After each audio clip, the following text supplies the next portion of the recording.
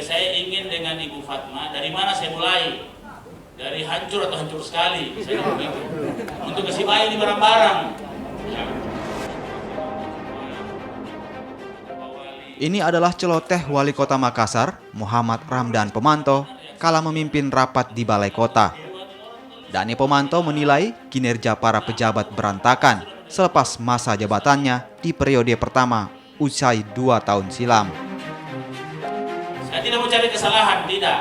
Tapi saya harus tahu kepala-kepala dinas atau PLT kualifikasinya masih masuk atau tidak. Nah, seperti itu.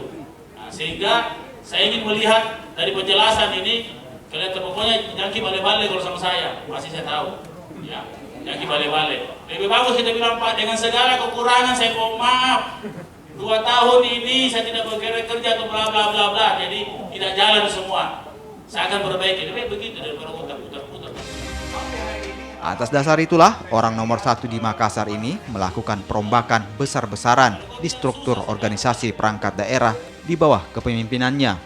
16 pejabat baru diangkat meski dengan status pelaksana tugas. Mereka diharapkan bisa melakukan perbaikan di tengah penilaian buruk para pendahulunya. Tim Liputan Kompas TV.